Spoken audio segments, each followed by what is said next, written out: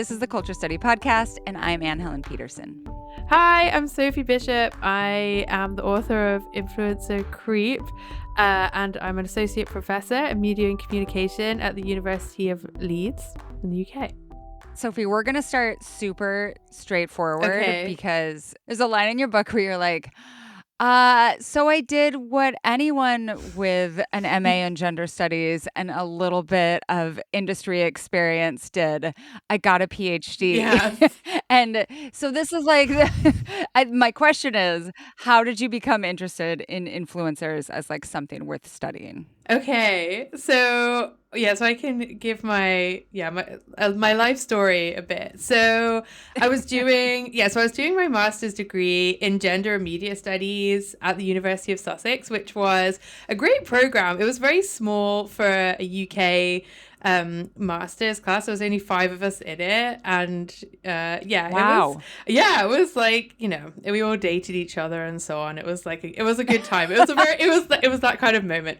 But at the same time, I was working in digital marketing, so I had an internship, and the great thing about it was very kind of loosely organized. So I got to do a lot of stuff as part of this internship. So my role was to work with some of the fashion and beauty clients that we had, and my role was to find bloggers to work with.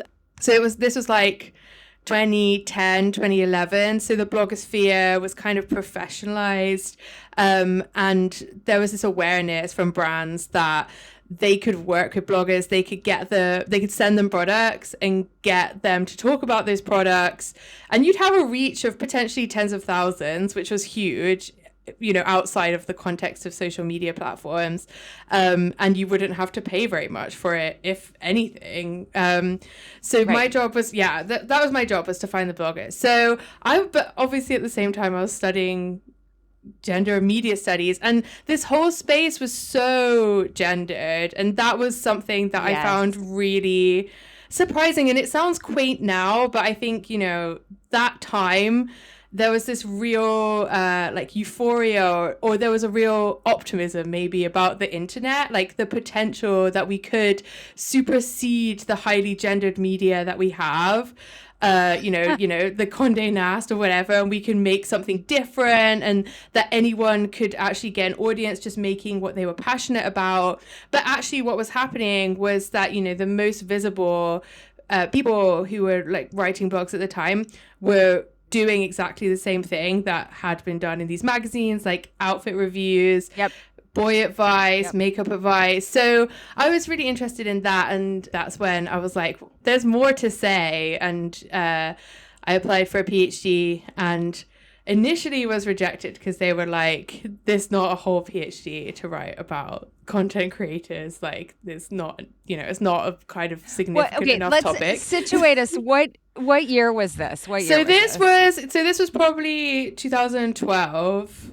13. Yes, that is such a 2012 PhD response. It's like, no, of course not. This isn't a PhD. So my PhD work was in like celebrity gossip blogs and like the history of celebrity. Yes. And same sort of situation. They were like here I am like looking at Perez Hilton. They're like, what the fuck are you talking about? Right? But that man needs to be studied. Like that, he's begging to be studied in granular detail. That back then in that moment, it was still like, within the academic sphere, it was like really interesting for us who were very plugged into the internet and what was going on in the internet. And very much like, I was in my 20s. Were you in your 20s? I'm guessing. Yes. Yeah. Like, we're like, no, this is interesting. This is the future of the internet. And trying to explain that to people who had been doing like classic Hollywood scholarship was difficult sometimes. But yes, now it seems very prescient that we were thinking about all of those things back then. Exactly. No, and I think also like thinking about this moment has really reminded me how seemed a lot of possibility and hope, and it really seemed like maybe the internet or like content creation or like, you know, writing blogs that could be something that wasn't as exploitative, that wasn't as uneven and unequal, you know, all the things that we know it to be now. It was a different time, quite literally, but also, you know, figuratively. Well, and as you trace in the book, like, there are all these dynamics that are happening in this early blogosphere, both, like, the more professionalized beauty type fashion, OOTD oriented blogs that then translates and intensifies when it's fed into social media, specifically into Instagram and now Yeah. TikTok, right? Like, Yeah. you see, like, the influencer idea crystallize more. Can you talk a little bit about how you saw that happening, especially during COVID? Absolutely. I think so. We talk about this process of platformization where everything becomes really dependent on a small number of monopoly social media platforms. So, when I was working with the bloggers, like that was very distributed. It wasn't always easy to Yep. find them.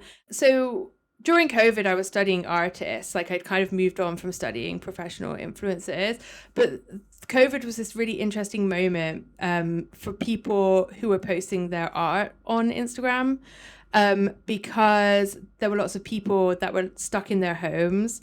So they had, this growing audience. We were like all looking at our phones more, but also they had disposable income and people wanted to make their houses nice because they were stuck in their homes. So a lot of the Yep. artists that I spoke to at this time, like for this research, they had a big algorithmic bump. Like they got lots of followers very quickly on Instagram. So Yep. Instagram became like really, really central to how they were working. And a lot of people quit their jobs, or if they got laid off, they invested their payments into creating a business selling art on Instagram. But you become really, really dependent on it. So, and that's the case for influencers. Like you build up this audience through the platform, but even if people have chosen to follow you on Instagram, then that doesn't necessarily mean that Instagram is going to show you the content, right? Like that's still Yeah. up to them. Right. Like even if you've built an audience that has expressly chosen to follow you, you still might not be able to reach that audience. So yeah, this is where we really see the like role of the platform as being the conduit, the arbiter, the kind of middleman between like creators and their audience. And it's all becomes like a lot more platform dependent. Right, and creates this incredible anxiety, right? Because, like, the rules are very opaque of how to actually, it's not like, "Oh, you open up a business on Main Street, and then you follow these 5 rules that you learn in business school about how to run a successful business." Like, it's so much more dynamic. Things that work or things that did work no longer work after, like, I don't know, 3 months. Anyone who's done any sort of, like, social media marketing knows this. And I wonder, to talk about that anxiety, maybe we could talk about the example that you used to begin the book, which is you were approached by an Atlantic writer to to talk about a a dog foster influencer, like, with someone who fosters dogs who was trying to get her dogs adopted via social media, the dogs that she was fostering, and how much anxiety she felt around this. Yeah, so it's actually the Atlantic journalist herself who fosters dogs, and Oh, it is. yeah, and so, this really is not her job at all, right? So she fosters dogs, she wants to get them adopted. And the way that we do that, the way that we do anything more and more is through social media, through Instagram. So she found herself doing all of this labor, like, taking amazing pictures of the dogs, really showcasing their personality. Yep. I'm writing a lot, Yeah. and it takes a lot, right? That's like a lot of work. And Yes. also, making them kind of seem authentic and, you know, making sure that she's represented that faithfully. But Caroline's Mims Nice is the name of the journalist. But but she just got so much abuse, like whatever she did, like, and that was, Yep. I mean, it's not funny, but it's just like the piece she talks about the risks of the visibility, like the anxiety around it, like the anxiety if Yep. she did share the dogs, then people would just be like, why aren't you adopting the dog, or commenting on how she was looking after it, or like just making like people had like a lot of really intense feelings about it. But then if she didn't post it, she didn't feel like she was doing the dogs justice, because she wasn't potentially getting them like the home that they deserved, because you're not reaching this wide audience. So she really, Right. that is like a really nice example of that anxiety, because she just felt like if she did post, it was wrong. If she didn't post, it was wrong. And yeah, it was very stressful. Yes. No, and I have felt this, and I think, like, an interesting thing from my perspective is like, as first an academic and then as a journalist, I was always, almost from the beginning, visible on social media, right? Yeah. Like, I got Twitter very early on, and then I started, like, a WordPress blog that was an academic blog. It was called Celebrity Gossip Academic Style, and, like Oh, I and love that. also had, like, some early posts that I had written there go broader and attracted the ire of the what were then called the twihards, like people who were very obsessed with Kristen Stewart and Robert Pattinson being Oh together. my God. And so I got a ton of abuse from it, but it like so it kind of I just internalized this logic of like part of being an academic and a journalist was being very public about my work, which for people who had been in the industry for a long time, like this was anathema. Like, why Yeah. would you have to deal with trolls about this stuff? Like, this is fucked up that you would, like, feel like you need to talk about your personal life and your work. Do you know what I mean? Like, that you were in Yeah. any way trying to create this persona. Like, there was even a huge discussion when I was going on the job market in, like, the early 2010s about, like, branding and having a personal website and whether that Yeah. was, like, anti-professional because it was too glossy, like, it was too almost like advertising, like, it was too much like an Yeah. influencer. We didn't have the words for that then. But I do think, and this is, like, where the idea of influencer creep is so useful, is that it has happened so gradually that sometimes we forget that it wasn't always this way, that you didn't have to perform your dog's personality on social media to get it fostered, right? Right. No, and that's the thing, because I mean, it sounds very naive, but really, I didn't expect the artist that I spoke to as part of this second project. So, I united this ethnography of art worlds with my ethnography of influences, which had been going for, I don't know, 8 years at that point. Yeah. And yeah, I really thought it was going to be different. I was really shocked. I mean, these conversations just kept coming up. Like when I went and got a tattoo, I was speaking to the tattoo artist about my Yes. PhD. And tattoos, like, that's a huge space where people have to be super visible on Instagram. And she was telling me Yep. that because I was studying at the time, like algorithmic experts, so the people who create content about how algorithms work, and that's their content, that's how they get their audiences. They're sort of, giving kind of like a weather forecast for the algorithm, even though they can't really actually know how it works, but they do experiments and tests and so on. But my tattoo artist was like, yeah, like I listened to this person, and I was like, why are you listening to these influencer Right, algorithmic right. experts? And it's because, Instagram is so central to that world. But then, these examples come up more and more. So I've talked to friends that are chefs, for example, and if you want to Mhm. create, if you want to put yourself out there as a chef, then you have to be creating dishes and putting them online, but then also potentially yourself. I mean, it's just like more and more, it really does feel like a creep, because it's wild that it's so central. Like these social media platforms are so now central to everything that we're doing. And yeah, it is kind of like, how did we get here?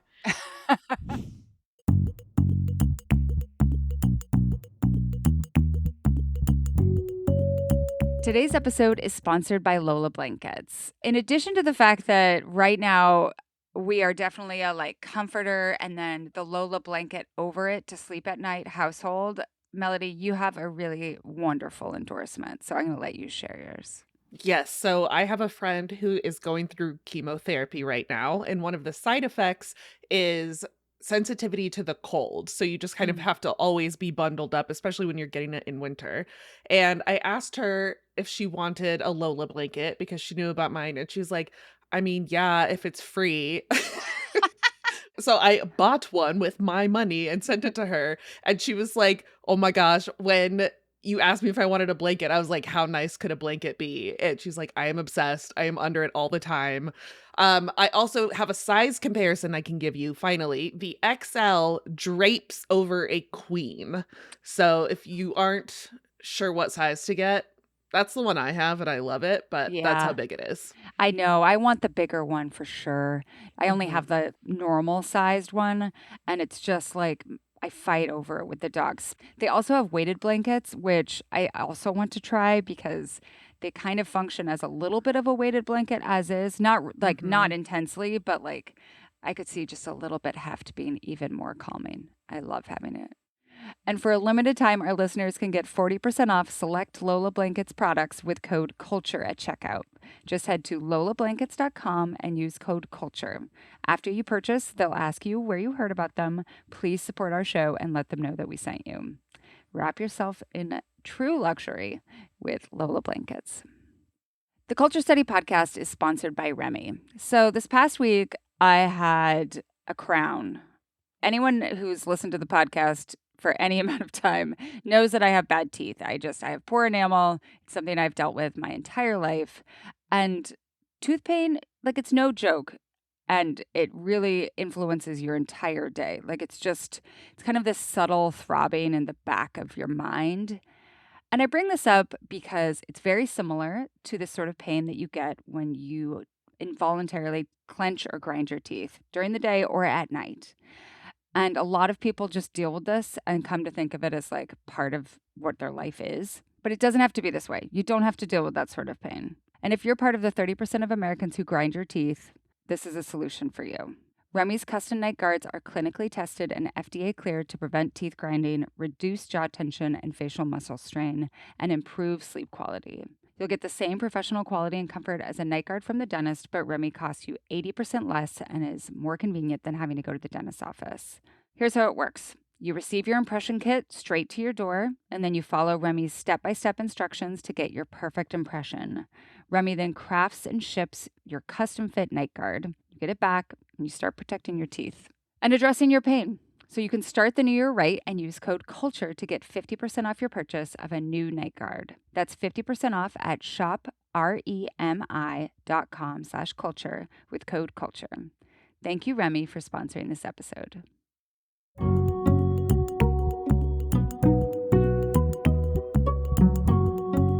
Okay, so to explore some of these questions about like how influencing has crept into so much of business, all this sort of thing, we're going to go through our reader questions, which are really Yes. excellent this week. So Yeah. first question comes from Alexa, and it's basically the question that your book answers.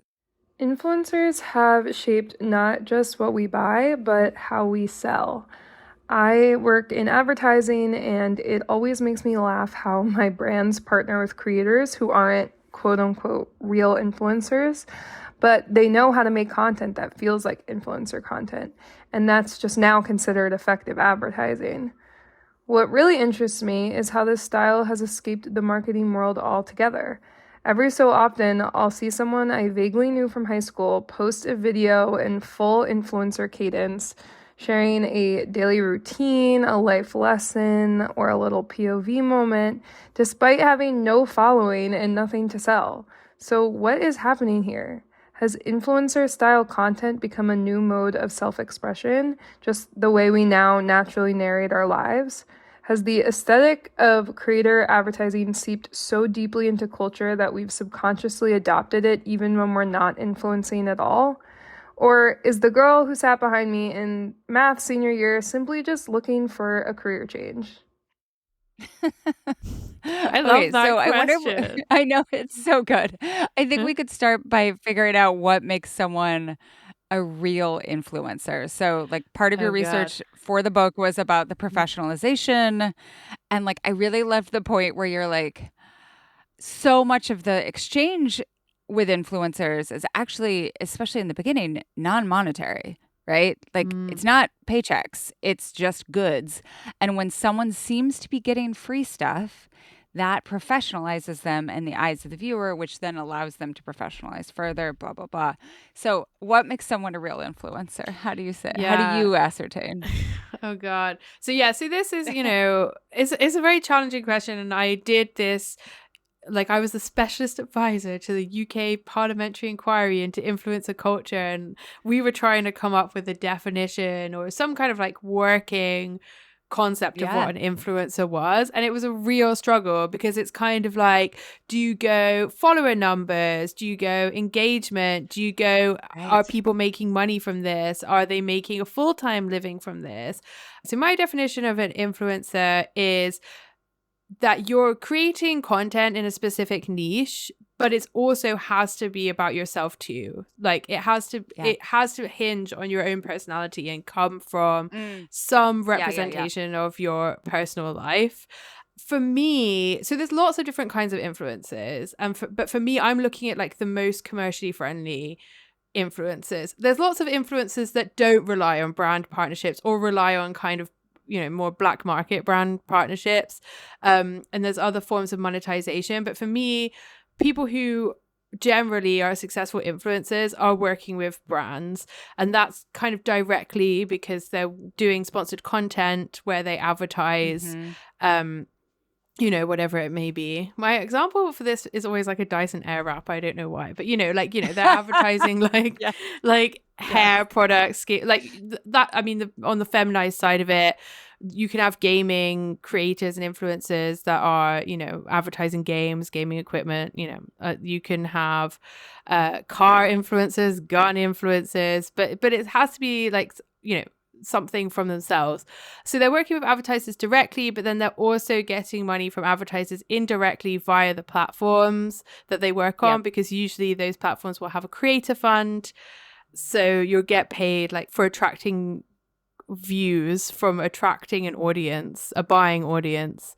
So yeah, so I think that's what makes an influencer, but but it's so gray. There's such a gray area Yeah. now.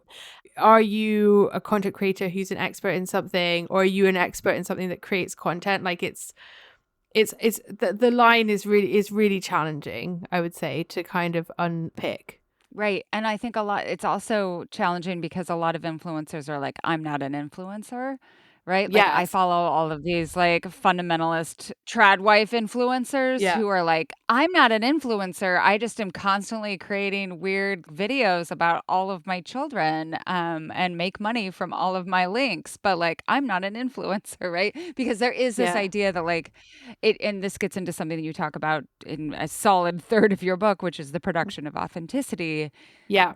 that somehow if you announce yourself as an influencer, that's not inauthentic. Yeah, right. And that's the thing. And I think most professional influencers don't use the term.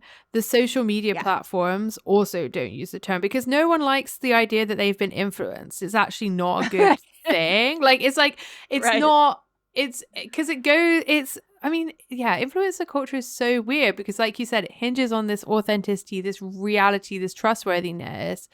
So there's always this missive underneath everything that's like, I would never promote something unless I genuinely love it.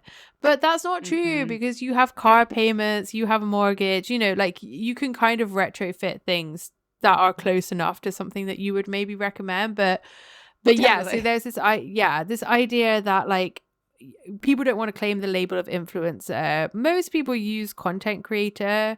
That's what the platforms use too, because they don't want the idea that people are like, you know, influencing, promoting lots of commercial content.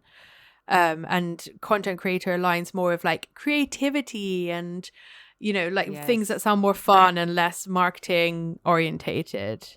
Totally. Where do you the second part of this question about how these like the cadences, the memes, and memes again can be like videos or like taking a Yeah. little snippet of music and like reproducing it. Like when did you start noticing this popping up in non-official influencer content? So I'm talking about like your friends' content, like my friend like Yeah. posting a picture of her son with a cute outfit and hashtagging it OOTD. I mean, it's interesting because influencers are the power users on social media platforms, and Yes. like, and Yes. Instagram has intentionally torqued its algorithm so we see more kind of professional creators, because uh I mean, I don't actually really know the reason for that, but you know, you are going to get like a healthy mix of professional creators amongst your friends. Like these are the people that Yeah. we are seeing, that we're consuming. And this isn't like a media effects argument, but I would argue that it these people change the culture of social media platforms, because that's what Yes. we're seeing. So I think there's definitely that. And then also we're kind of all working in the very similar conditions that influencers are working in. Like, we want an audience for our stuff. Like, we post things because we want people to see them. And similarly, you know, non-professional influencers who are creating content like also have to fight with the same sort of algorithmic conditions and the same expectations of creating engaging, authentic content. I get this question a lot, which is like, so are we just all copying influencers, or are we working in the same conditions as influencers, and then we're coming up with stuff ourselves? And I think the answer is kind of both to that question. Like, we're seeing it, but also we do want to be visible, and we are strategic people. You will probably think to yourself, like, I posted something that, you know, showed me doing this with my family, and a lot of people engaged with it and like that content. So you're probably going to make more of it. Right. Or you're probably going to post something like that again. Right. Like, I think sometimes people discount, like, most people are not using Instagram as like their personal family album, right? Like, they No. want people to see, if they're posting a photo, they want people to see it and to talk to them about it. And so Yeah. whatever creates that engagement, you internalize, whether it's like very super conscious or not, you internalize what works. Like, that's just how our minds work. Yeah, exactly. And I think, you know, there is this theory that Instagram loves faces, but then Yeah. it's the question of like, do humans just love faces? You know, are we actually more likely to engage with something if we see a person, like, you know, a smiley person, Right. whatever. But I am obsessed with people who are like really acting like they're influencers. Yeah. As in, you're like, don't have a big following, but you're speaking like you do. Yeah. And I have some family members that do that, and I kind of love it, because it's really, I mean, it's so interesting. But I think one thing that Brooke Erin Duffy talks a lot about is aspirational labor, and it's really, you know, potentially true that this person does want a changing career path. And I guess there is this idea that if you just post yourself, if you just, you know, put yourself out there, then it all might kick off. Like, you really might grow a following. And I think that there is a lore in that idea, and, you know, potentially someone is really aiming towards a professional content creation job. Totally. I see it so much in the TikToks that are produced during the very beginning of Rush for Bama Rush. Yes. Because you have girls who have been practicing for years and who are like very savvy to all, like, how to talk to the camera, how to light themselves, everything. They just get it. And then there are other girls who are like, I can do this too. And for me, those are always the most interesting ones to watch because they have such a small audience, but they still like push themselves, and you can tell they're kind of miserable, but they're pushing themselves through it like an endurance gauntlet almost, because they're like, I know. well, I started doing these, so I guess I got to keep doing them. But it's And also, do you have a lot, like, I mean, it's like starting a Substack or something. It's just like, Totally. you just like, and it might catch its audience, and it is a really good exercise. Like, it's nice. Again, one thing I talk about a lot is that with the current state of creative industries, there's very few spaces where you can, you know, actually do something creative, produce something, and there is a pathway to a career there, you know, with the state of journalism, with the state of, like, in the UK, a lot of that, like, arts and theatre funding has been slashed or has stagnated. You know, there's very few options, like, apart from, especially in the UK, it's very, very class driven. You know, if you're not from a super privileged background, it's really, really tough to break into creative industries. But social media does offer this promise, right? Like, that you can be successful and you can make content. And and we also see that in like Bama Rush stuff. Like it's, you know, these Yeah. oddball, like goofy characters like Bama Morgan. I followed a lot, you know, Yeah. like I'm not saying that she's an oddball goofball. Sorry. But like, I mean, as she in was someone for who, that's part of what made her famous was that she yeah, wasn't acting like all of the rest of them. Yeah. well, exactly. She was kind of being herself, and Mhm. yeah, and she's a really, like you said, that's like a kind of more interesting person. Like you don't know who is going to get picked up. Yeah. I mean, that I could talk to you like for 75 more minutes about Bama Morgan. I know she seems But fine though. oh yeah, but she Yeah. also has like internalized. I mean, this is something that we can talk about in the further questions, but how you begin to internalize the gaze of Yeah. your audience in your behavior, and especially your behavior online. But okay, Yeah. this next question is about Okay. influencers and their followers and what they expect from them. This comes from Hillary. I'm really curious about this demand for influencers to have a position on everything. Like, what's driving the desire for their opinions that are probably not terribly developed or studied and totally outside their brands? I mean, maybe this question is about parasociality. I'm not sure, but I'd love to hear some discussion on it. Talk we will. Yes, let's talk about it. I find this question really interesting because, to my mind, I actually think that many of the influencers I follow are very careful about what they have opinions on. Right. And then I agree with pick what that. they do have opinions on, like, yeah. So tell me what you're thinking when you hear Yeah. this. So I'm a big kind of Bravo fan, and I follow like the cast of Bravo Summer House that are all influencers. You know, like, and a lot of them, like, I don't know if I have to explain what Summer House is, but basically it's just like a reality TV show where they all go out to the Hamptons every summer, and it's like so compelling. Anyway, I love it. But they're kind of all professional influencers, and Yeah. you know, on the day that Mandami was elected mayor in New York City, like that was my whole Instagram. Like that was my whole Instagram stories from everyone, including and that's, you know, mostly people in the UK who don't live in New York, but from all of the Summer House cast, it was completely silent, which to me was wild because, you know, they're younger a little bit, some of them are, they're Gen Z, and, you know, they're quite outspoken on things like feminism, or like kind of like a secure the bag type feminism, like, you know, like, but still, like, you know, men suck, like that kind of thing. But like, but they're quite kind of outspoken, and it was like absolute crickets. And then I tried to post in the subreddit for Summer House, like, what, and then the subreddit was like, no talk about politics, this is not the space. And then I was like, oh no, this is annoying. I love that you tried to post in the subreddit to see if they I was like, why aren't they talking about politics? But anyway, this is just all to say, like, yeah, I would say actually they don't like. And so there's two things here, like one, so in the book I talk about L'Oreal's like L'Oreal have done a lot of articles about how they find influencers and how they decide to work with them.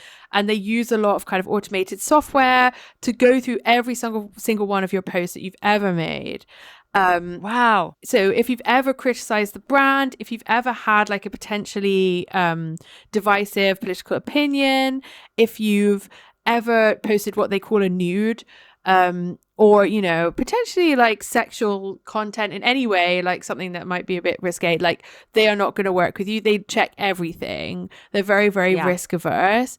So there's that. Like, I think professional influencers know that that is the case, and there's kind of a chilling effect. I also talk in the book about like Dylan Mulvaney and her experience of working with Budweiser, and you know, how a lot of these brands are really, really unsupportive. If actually something happens and there is a crisis, they will just like cut ties immediately. And so so you've got those kinds of risks. It's like when you're political in any way. And then also there is something I've been thinking about more as well, which is like the algorithmic side of it, which we know, well, we don't know, but I mean, it really seems like Instagram depresses any kind of political speech, but especially about topics like Palestine.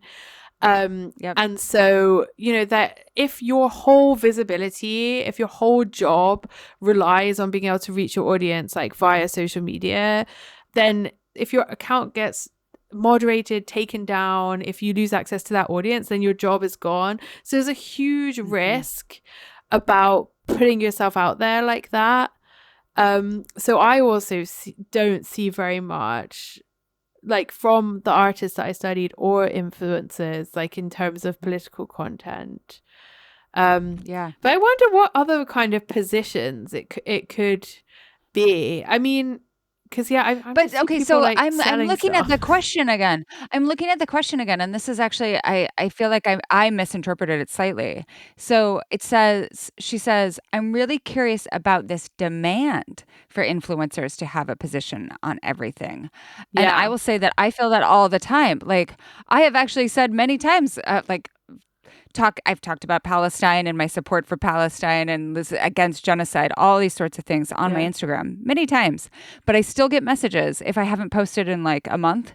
yeah, Why are you silent on Palestine? Right? yeah, And like I think there is this ongoing pressure. There are some types of people who understand silence as or like any sort of like not if you're not continually posting as silence when yeah. if you think about the algorithm, if you post on it then that actually buries your account, so it's actually silencing yourself Yeah. by post do you know what I mean? It's Or you might have complicated. posted It's and they really might not have complicated. seen it because it's not might not Totally. be. And also I think sharing these messages of solidarity is really obviously important to show where who you are and where you stand. But like I am thinking about this is like super old school, but like Jodie Dean's communicative capitalism, like thinking about we're Yep. sharing these kind of messages on this for profit. So like what are we really asking from people? Like, is it so essential? I mean, I think it is because it's obviously very powerful to show that you support topics that are really challenging and in kind of mainstream media might not be fully represented. But it yeah, like you said, it's a lot to ask of people. So I don't know. Well, and I think that it is like as Hillary points to, like some of this is parasociality, like because we think of our consumerism as like our ability to participate in democracy now, you want to be a consumer only of influencers whose politics completely match Yeah, your own, right? So I know. either you want to push them to surface politics that match your own, or you want to disaffiliate yourself from them if they don't match your own. Yeah, So like it's me almost with like you're Summer like, House. yes, you're like itching. You're like, come on, tell me more. Yeah. No, I Trying to think get that's down there. I mean, but what I guess like how can we historicize this? Like, is there a demand maybe for influencers to take more of a political position than there was a demand for a traditional celebrity, like a Hollywood type celebrity or a musician? I know, like Taylor Swift, there's been a lot of calls for understanding her Yeah, politics like more completely, and everyone's very yeah, upset about Sydney Sweeney as I well. know. Well, and What is that? so the thing that's so interesting to me about Sydney Sweeney is she grew up in a place that's 2 hours from where I grew up. Oh, So wow. I grew up in rural Idaho, and she grew up in a mid-sized city in eastern Washington. And this Okay. place is like I wonder if you can think of an analog, a UK analog. It's like a town that's like had a good mall and like there are some Democrats who live there, but like no one's like super leftist by any means. And No. like the thing to do like for fun is to like go out on your boat. Um Yeah. and like her politics are, I think, very much shaped in part by those, and it's like not a super legible understanding to be like from like to have some of those politics still, because there is this understanding I think in American culture that if you're a celebrity, like you are on one side or the other, right? Like Yeah. you're either super MAGA or you are like a leftist who's like coming out on the stage to support like Democratic candidates. Like there's just Yeah. not a lot of space in between. And I think that illegibility is the scandal around her, Yeah. That's is that and she and refuses to clarify. and there's just so much more space now, like with platforms. Like there is an expectation for an opinion on everything. And maybe if previously you were communicating to the world through interviews with journalists, there's going to be a lot more Right. vetting. That's going to be a lot more sparse. So I guess that is that parasociality element, because people don't feel as like connected and demanding of celebrities in that way. Yeah. But then I don't know, is Yeah. that necessarily a bad thing? I don't know. It's so interesting thinking about this from a like historical perspective, because in classic Hollywood, what they would do is completely efface any sort of personality, Yeah. right? If you were a star, like they would like wipe you clean and then build on top of it. And some people totally believed that artifice, but a lot of people were like, I know there's an actual real star under Yeah. there. And that's why there was like so much appetite for scandal, right? Is that Yeah. like, who's the real, like, I know they're all fucking essentially. Like, I know Yeah. they're all doing drugs and I know they're all fucking and I just want to find Yeah. out. And that hunger for the second layer of authenticity. Yeah. And I think now there is this belief that like, because we have quote unquote unmediated access to the star vis-a-vis social media, that like we're getting the truth, but we're not, Yeah. right? Like we're getting a performance of self still. Yeah. Exactly. Yeah. And I mean, but it can always only be a performance of self.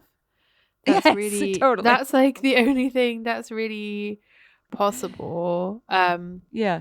Yeah. I like this question. I can sit with it more. I know, that's us. We're like, we like this question. Let's keep thinking about it.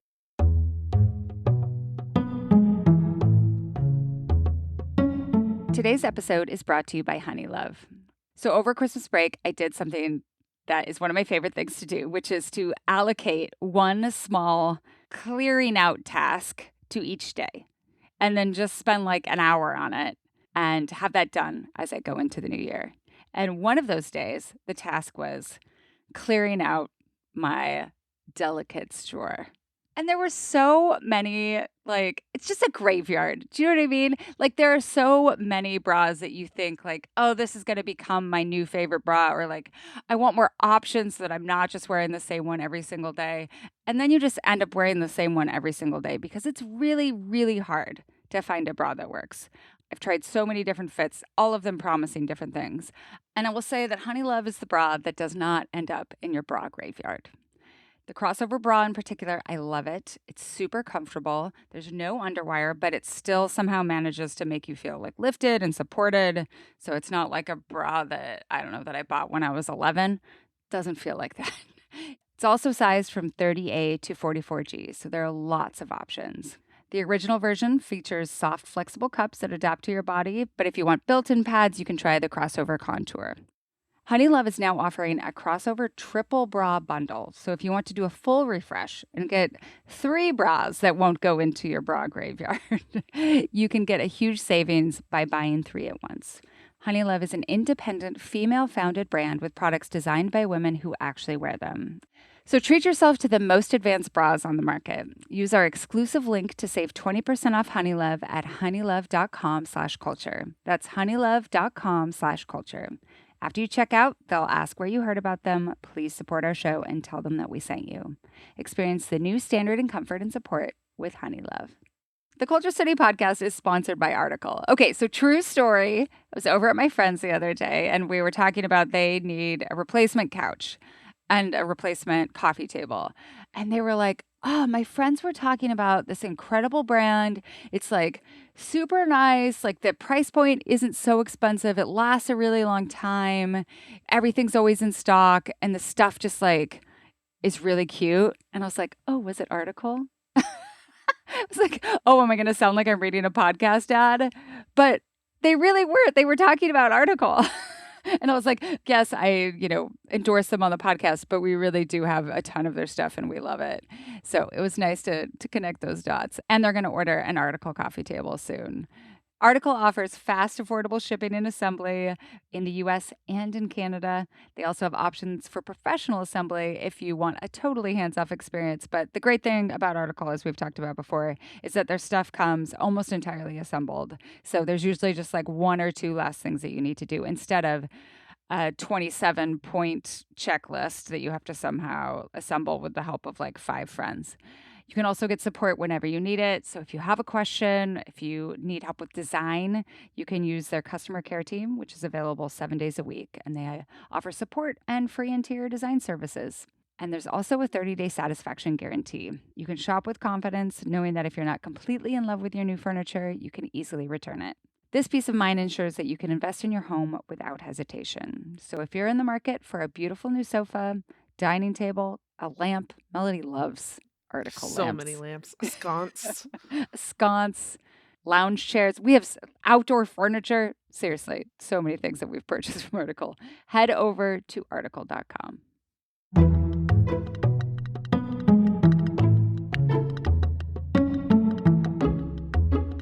Next question comes from Adara. What can we learn from understanding influencer culture as an initial reaction to capitalist work structures that eventually morphed into a reification of said structures? Many of the micro-influencers in my life began influencing to push back on the shitty patriarchal corporate 9-to-5. They wanted time and flexibility to do unpaid labor and care work. They also wanted to understand their labor beyond profits and productivity, and to spend their working hours doing something other than performing male-coded professionalism. But now I see their lives looking like the worst parts of capitalism. Constant pressure to commodify life and extract maximum monetary value out of even their innermost personal moments. Zero boundaries between working and personal hours. Eternally chasing attention via a mysterious algorithm. From the outside, it looks like influencers played directly into the structures they were trying to escape in the first place. Does this read feel correct? Is there such thing as an influencer who has truly escaped capitalism? First of all, fantastic question. Oh my gosh. I Let's love take a that. class with this person. I want this person Yeah. in my seminar. Like, that'd be fun. Yeah, where do you want to Yes. start here? Yeah, I mean, so something that I kind of talked about on my book tour. I mean, I haven't really been doing a tour, but in my book talks. So when I did this parliamentary inquiry, it really blew people's minds that, like, you know, when I kind of said, oh yeah, that's why like family influencers have lots of kids. It's because like when you have a new baby, it's more content. And everyone was like, what? but it's true. You know, It's 100% true. yeah, exactly. Because babies are cute. And also, like, I think people sorry, I have had a baby like a year and a half ago, and like I think it's really interesting. There's a lot of content about babies, but then like no one really wants to watch toddlers in the same way because it's just kind of like unpleasant. They're just screaming a lot and it's all very stressful. But yeah, I think so yeah, a lot of the mum creators have stopped making content because it's not like cute. No, I feel like there's like this interesting gap that you see in mom creation where it's like infant, like especially when they're wearable. Oh my God, so cute, right? Like 'cause you Very can cute. wrap them and like put them, and then like you don't see them again until they're like 4. Yeah, exactly. It's like, this is not what anyone wants to see. Like, they're eating poop, 100%. Like, that is happening. It's not nice. But yeah, so because we had influencers come and give evidence to like the politicians and stuff, like, you know, it was really interesting to hear their perspectives on this. It's because like people can't step away. So Adara's sense is totally right in this way. Like, you can't take maternity leave. So you have, and you know, because that's going to be like a peak monetization time, like having, you know, a young baby, a newborn baby, very cute, and there's lots of content and that you can potentially make there, and you can't take sick leave, you can't take bereavement leave. Like, it's a job where you commodify every single aspect of your life. And yeah, like it's this idea that, oh, I can just like, you know, do whatever, and like I can just take you know, like I can just go on vacation, but like that vacation is all going to be structured around what kind of content you can get, you know, making sure it's good. Like, it takes a lot of time. So I absolutely understand. I think this is a really, really good like kind of summary of what's happened here. But yeah, I think an influencer that's escaped capitalism, like if you're sharing your life on Instagram or TikTok, then no.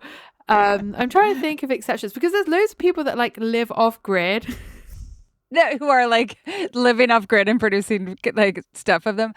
There is Yeah. a lady who lives on my island. I live on a little island. Whoa. Who she just posts pictures of like her old cool vintage outfits. Like Yeah. she just puts them on and like twirls around in them.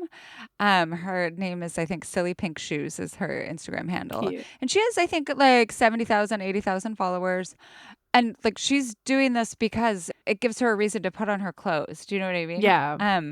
Like she's not like she doesn't have any deals. She does like is she an influencer? That's an interesting question, right? Or is she someone who like likes showing other people her outfits? And I think that in some ways is outside of capitalism, right? Yeah, but then she's not.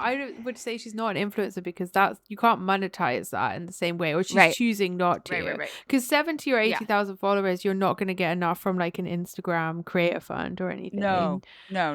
So you would, if you wanted to make money, which she doesn't, and that's good. But Yeah. but she's I mean, is she an like? I guess this comes back to the definition of influencer, and it was cool when I did this inquiry because we worked with legal scholars who were like coming up with like a working definition because we needed it for regulation, and so I guess for like a working legal like for an employment law kind of perspective, she's not an influencer, Right. but then from like she has a reach and she has an audience, then like in some ways she is, but it's not her job. No, and I think the first part of this question is something that I've thought about a lot when it comes to tradwife influencers, is that there is, especially in the United States, there are so few viable part-time jobs available. So a lot of people have an entrepreneurial spirit. They are ambitious people. Yeah. But the scenario of their life, whether ideological or there's no jobs in their field wherever they live, or they want to stay home and not work full time, the avenues open to them are very, very limited. And usually it comes down to MLMs and getting involved in like multi-level marketing, right? Or influencing. And so like this, I like that part of the question that's saying like some of this is a reaction to like the limited options that we have under our current capitalist system. Like they're trying to find a way to like be at home with their kids and also make a little bit of extra money. But like, how does that even work? And it turns into this other scenario. 100%. And like being on maternity leave as well, I'm following a lot of mom influencers. Like that is, people openly share that. Like people are like, I'm trying to become a content creator by this date because otherwise I have to go back to work. Like there's a lot of that, like people quitting their jobs and deciding to do this full time because because it means that they can stay home, or it means that they can have longer time. And that's something I found really interesting. And again, it's very gendered, isn't it? Like it's this kind of hustle to fit around the impossibility really of being a working mother, like having having a family, and especially being like a really present mother. Like that's really, really challenging with all of these demands. So that I really like that part of the question too. I think it's people, you think you can like kind of hack your way out of it, and I think it's really challenging to do that in reality.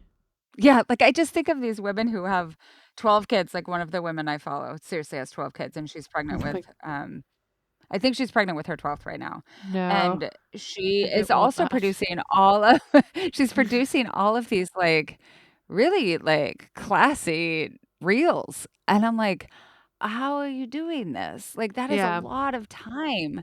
And then also and this is always the contradiction at the heart of tradwife influencing, is that like you're trying to talk about how important it is to be doing all of this domestic labor and making everything from scratch and like always being submissive to your husband. Well, also you're working all the time. And a lot of that work is actually not involving your kids. It might be featuring your kids, but it's not involving your kids, right? Well, it's stopping you being really present, isn't it? Because you're on the phone. Like you're like talking to a phone. Like you're not talking to them. it's a really interesting space, family influencing, mom influencing, and that's something I'm thinking about more and more, which is kind of, just like naturally, because it is the kind of content I'm seeing. But it also is like this thing, like this demand for showcasing challenging moments, like, and bad experiences. Like, I think especially in this space, it's really, I mean, the trad wife stuff is like, I guess, different because it's really aspirational, but the moms I get are like, I'm going to show you like the real side of motherhood, I'm going to talk about the Right. challenges. And so there is Right. like a real, like, a lot of tears and upset and emotional kind of performance. And I think like a lot of people say like, oh, this helps me feel less alone. There is a real appetite for, I think, people sharing that side of themselves. And yeah, it's an interesting kind of emotional labor, I think. Yeah, like being public about a pregnancy loss, right? Yeah. Like that's something that you are compelled to share if you are pregnant, Mm. and then you are not pregnant. Like you have to narrativize it, and Yeah. you have to post it, right? I think also that Adara she might have asked this question thinking about a very different subset of influencers, which is like, van life influencers, like people who are trying to like, Yeah. actually not work 9 to 5s. And here we are talking about like mom life. But that component of like, I've gone way down the rabbit hole on van life stuff and like Yeah. digital nomads and those sorts of things. And Oh, really? they're stuck like, in Fiji, just inside making reels instead of like Yeah. being in Fiji. You know what I Well, mean? exactly, 100%. Like, how can you live like this authentic moment? I get, and this is similarly like the people who are like building alternative communities off the grid, or and then creating content about that. It's like you are dependent on income from social media, from the same kind of space as everyone else. Yeah. Yeah. And the other like, I guess, side of it is Caroline Mims Nice, the Atlantic journalist who wrote about the dogs, also wrote this really, really good piece about people who live stream their working life as like an Yeah. an extra layer of monetization. So it's like people who live stream, like who are like line cooks, or people who are like Uber Eats Yep. drivers, or they work in warehouses. And it can kind of be sort of like a comforting background sort of live stream that people watch, and then they ask them to do certain stuff. But there is that kind of side of the hustle culture where you're just like trying to get additional income streams and additional layers of Yep. monetization to what you're doing too. Yep. But then, it's like all of the same problems that we've already discussed. Yeah. No, and I think that point too, like this goes back to us like trying to figure out the line between like an influencer who's always doing this, right? Like I see people who do it as like today in my life as a professional chef kind of thing, right? Yeah. And then people who are just like filming funny videos because they're fucking bored at work, right? And this is Yeah. like a way to create like entertainment amidst the tedium and drudgery of like whatever your labor Yeah. is. And there is a line, right? There is like Yes. one feels much more empowering than the other one does, at least from the outside, I think.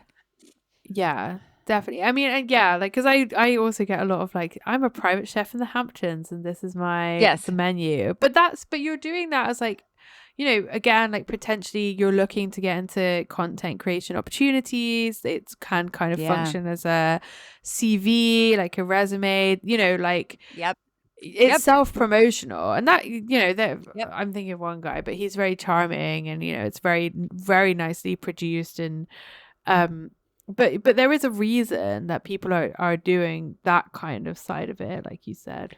Yeah, like it's like when I was a nanny, I would spend the kids' nap time watching movies all the time and trying to like write reviews of them so that I could go and get and apply for my master's degree. And like that, like basically they're taking this like job job being a chef in the Hamptons and figuring out how to like be a digital producer. And I think that sometimes that we forget that like we don't have to critique this as like this person is like messing with their sense of self, or like they feel like they have to commodify everything. It's like, no, they're trying to learn another skill, and this is like a way to make money and also learn that skill. It's like a paid internship. Yeah. And that's a question I get a lot, like, is like, is it all so bad? Is it so bad? Yeah. You know, like, and it's not. I mean, the promise of social media is like there is a real promise of creativity. People are doing really cool stuff sometimes. Like, Yep. you know, a lot of the time they are. Like, it's exciting and you can reach audiences. Like, my sister is a fat yoga teacher who has really blown up on Instagram. Like, you know, her audiences are so appreciative because she represents something that they don't get to see in classes that they go to. She's got 120,000 followers, I think, or something now. Like, she's kind of like, you know, my living example of influencer creep in my life because she's got an agent Yeah. recently and all of this. But she like stopped being a struggling actor and started doing this instead. And Right. so, you know, it is really, really cool to see that. And like, but then she at the same time is very, again, still anxious because she is worried about the Right. longevity of her business if she doesn't keep getting this kind of algorithmic rise. So Totally. it's Totally. hard. Yeah, but then I also think like, and I talk about this with other people who write newsletters, like if I were running a brick and mortar, I also would have to think about like, how do I keep my customer base? I think that the one difference is like, yeah, if you own a shop in downtown, like in a little village, right? What if there's an economic downturn and all of the shops move out of the village and then like no one, there's no foot traffic and like it's no longer the model that it was before. And for me, that is somewhat analogous to like our dependency on social media. It's like, Yeah. yeah, the village is fucking changing. The difference is that it changes so fast. So Yeah. like you could see some of the depression happening in a town and you could see some of the writing on the wall. Whereas on Instagram, it's like, no, and now we're doing reels, right? Yeah. Instead of like it used to be posts and now it's stories. And now you better learn how to make a reel and you better Yeah. use And music in your post and you better use it in this trending way, right? audio. Like, what is Yes, trending trending. audio? I mean, I know what it is, but it is just like, it's like you want everyone to be using the same songs. Like, I don't really understand Yes. why. I Um, hate it. I hate it. yeah, it's bizarre. Yeah. No, and it's so like, yeah, I think I like that idea about visibility and kind of not knowing. And also, again, like, you know, the glossy aspirational nature of all of this is that it's really hard to understand kind of what's really happening. But Mhm. then also, you know, people do share their failures, but you're expected to kind of have like an uplifting message at the end of that as well. Always. It, Always. yeah, Here's what I'm learning. Here's how I'm looking to the future. Like, it's just yeah, so I would love to see someone who's like, "Man, that burned. Like we are done. I know. We are in I mean, sometimes you bankruptcy." see that. I'm just laughing Yeah. because like my husband showed me this piece, this LinkedIn post, and I don't know if it was a parody or not, but it was like, I'm a marketing professional and this is what I learned from my daughter's abortion, like, and how I applied it to like my, like how I turned it into B2B sales or whatever it was. Like, it must have been a parody, but it was very like, but it But it is really also is like like all of that. I mean, touches on the LinkedIn is truth. like a whole other thing. Okay, we have one last question, which I think a lot of people in our audience are going to be familiar with this particular type of influencer creep. And I think it's a great way to end. This comes from Katie, and Melody's going to read it. How do you see influencer work and cultural consumption affecting work expectations at large? I am deliberately not on social media, but I work at a public facing organization, not in a communications role, and I'm frustrated by the way my coworkers ask me to participate in videos that lean on me as a person rather than my actual job and expertise, like sharing personal tidbits, doing a trend, the idea that I should do a social media act at all, etc. And I'm even more frustrated by the fact that us being commoditized in this way is not seen or understood as unwanted, let alone problematic. I understand part of my job in our current economic system is doing things that directly and indirectly bring in the money to allow me to do my work, but this creeping expectation of influencer work concerns me. How have you seen work expectations evolving with the ubiquity of social media? And while it's obviously impossible to have a truly ethical work in our current economic system, how do you draw a reasonable, protective line between the personal and the professional? I love this question because it draws on something that I've thought about a lot from celebrity theory, which is that like even the understanding that there is a personal self, right? Like the real Yeah. self and the professional self. And also this understanding that in the past, it was easier to delineate those two selves. Yeah. And also in masculinized professions, it's a lot easier to delineate those Yeah. selves, whereas there's an expectation of fusion in more feminized professions. How are you thinking about this? Yeah, that's a really good point. And it's, something that when I interviewed all the artists about their experiences, that was something they were struggling with a lot, because they felt like if Yeah. they put their backstage lives, like their true lives, their family, true lives is even problematic, but Yeah, like their family, right, their right. pets, whatever. If they put like their domestic life on social media, that content would always do really well. But then Yep. there was this question always about like what was appropriate, what they felt comfortable with, their privacy. And also like for artists, they felt like they had to have this perfect artistic life that was very bohemian, that they would have an amazing Yep. studio, either live in a city or in a beautiful cottage, And if your life doesn't match up to that, then you feel a lot more reluctant to share it to you. And I'm not saying that people are reluctant to share their lives because like they don't have like aspirational lives, and that might be part of it, but it might not. But it is like a question of privacy. But you always have this kind of carrot dangling, which is like if you share more, if you do more, if you put yourself out there more, then that might bring success. It might bring collaborations, it might bring monetary rewards or whatever it is. And so it's really, really hard to opt out of that. Yeah. And I do think if it is an expectation of your job, that should be part of the job description. Yeah. But otherwise, it should be normalized to opt out. And I think what Yeah. this person is experiencing is it's not like mandatory. Like no one's like, you're No. going to get fired if you don't do this. But it's more like those soft expectations of like being a team player, Yeah. which affect women, I think, a lot more. Yeah. And and I'm experiencing this doing my book promo. Like I had to make my Totally. Instagram public, which I've never done. And I get questions from my publicist like, why haven't you responded to all your LinkedIn comments? And it's like, okay.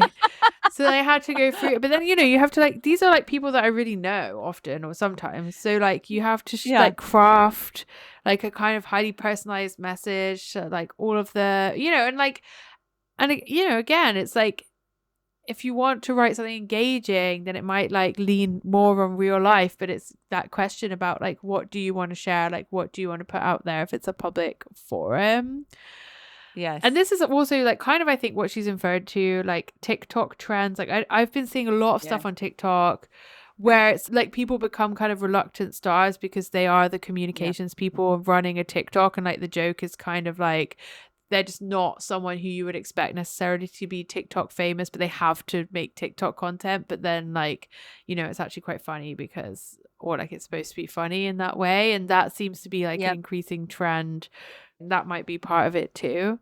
Yeah, I think like it's hard to have this conversation with like your manager without seeming like, being the person who is that also seems like a wet blanket. And you're like, like a no, I just like killjoy. I don't I don't want to be public in this way. I think there is a way to frame it, right? Like you can be like, I don't feel comfortable being super public in this way. I'm happy to do anything else to support our organization. This is my job. I all those sorts of things. But like, I just don't want to be public facing. And that's okay. No one has to have a reason for that. Yeah. And I think that is very reasonable. Unless you're hired unless you're like the spokesperson, right? And that's a different job than being, a random person on ops that's like not in that wheelhouse. I agree. I think that's a good way to approach it. And it's cool to not have social media. Like actually that's much cooler than having it. Well, it makes me think of actually when I hired Melody to do this podcast, Melody, our producer, like we never discussed this openly, but like, oh, sometimes Melody, I'm going to like, you're going to become part of the conversation and I'm going to ask you things. Melody, how do you feel about this question? Oh, I mean, I love it, but I love attention. So I know, and that's the thing, right? Some people love this shit. They love like being the star of the like local library Pride and Prejudice like TikTok trend thing. You know what I mean? Cool. Like, I will say though, like the couple of times, because I'll just like talk how I talk to my friends, and then people will write in and be like, that thing you said was really offensive. And I'm like, oh, Right. okay, Right. sorry. No, like you don't have as much practice. And this doesn't mean you're a bad person. You don't have as much practice with like always thinking about how things could be taken in bad faith, even though actually as an editor, Melody, you're so good at thinking about how things could be taken in bad faith. Yes. But if I were to apply that to myself, I would not be able to function. Yeah. Yeah. So you like, it's So. too much pressure. So you just have to pretend Yeah. like you're talking to friends. I totally get it. Yeah. Yeah. And I think that's important because, Yeah. because you should say what you want to say. No, I think, and that's the hard thing, right? And this is the like whole authenticity that makes Yeah. some people's presences work, and like why some influencers are popular is because they have somehow managed to balance that feeling with like also not saying things that piss too many people off. Yeah. I feel like we came full circle here. Do you feel like we came full circle just bringing in our producer to answer the question? Yeah, I love that.